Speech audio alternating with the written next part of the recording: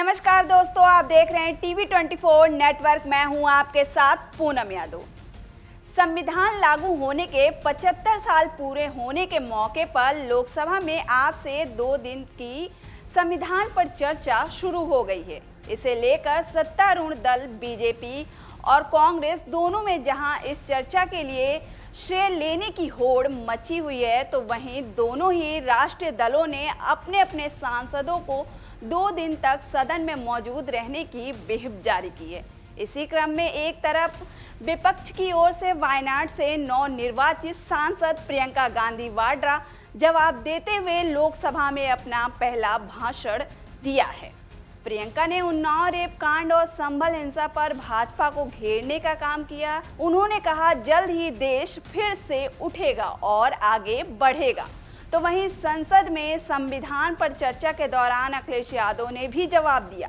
Samajwadi party के राष्ट्रीय अध्यक्ष और उत्तर प्रदेश के पूर्व मुख्यमंत्री अखिलेश यादव ने इस चर्चा के दौरान सत्तारूढ़ पार्टी यानी बीजेपी पर कई गंभीर आरोप लगाए।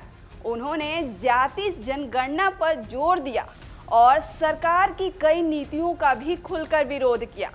इस बीच अखिलेश यादव सदन के भीतर तंज कसते रहे और इस समय सपा प्रमुख की बात को सुनकर उनके बगल में बैठे नेता भी हंसने लगे, जिसमें अखिलेश की पत्नी डिंपल यादव भी शामिल हैं। असल में लोकसभा में संविधान पर चर्चा के दौरान अखिलेश यादव ने कहा था, ये कैसी चर्चा संविधान की जो है बिना प्रधान की।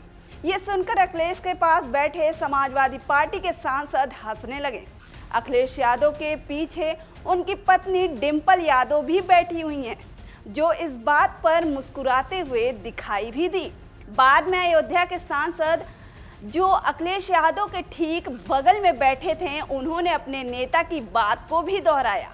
अवधेश प्रसाद धीरे से बोले, बिना प्रधान की। वैसे अखिलेश यादव के ये कटाक्ष प्रधानमंत्री नरेंद्र मोदी की ओर से था। न मेरा है न तेरा है, ये हिंदुस्तान सबका है। नहीं समझी गई ये बात तो नुकसान सबका है। हजारों रास्ते खोजे गए उस तक पहुंचने के, मगर पहुंचे हुए ये कह गए भगवान सबका है। जो इसमें मिल गई नदियां वो दिखाई नहीं देती महासागर बनाने में, मगर एहसान सबका है। अनेकों रंग खुशबू नस्ल के फल फूल पौधे हैं, मगर उपवन की इज्जत आबरू ईमान सबका है। हमें उम्मीद है कि इस चर्चा के बाद बाबा साहब भीमराव अम्बेडकर जी का दिया हुआ संविधान को बदलने का सपना नहीं देखा जाएगा। संविधान पर संसद में चर्चा के दौरान पीएम नरेंद्र मोदी वहां मौजूद नहीं थे।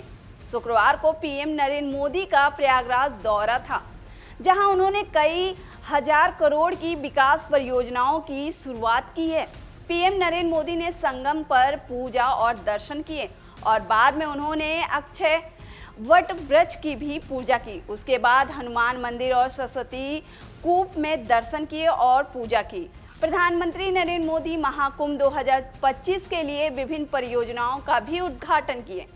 वहीं आपको आगे बता दें कि भारतीय संविधान को अपनाने की 75वीं वर्षगांठ पर चर्चा के दौरान लोकसभा में समाजवादी पार्टी के सांसद अखिलेश यादव ने कहा कि ये संविधान हमारी ढाल है, हमारी सुरक्षा है। यह हमें समय समय पर शांति प्रदान करता है।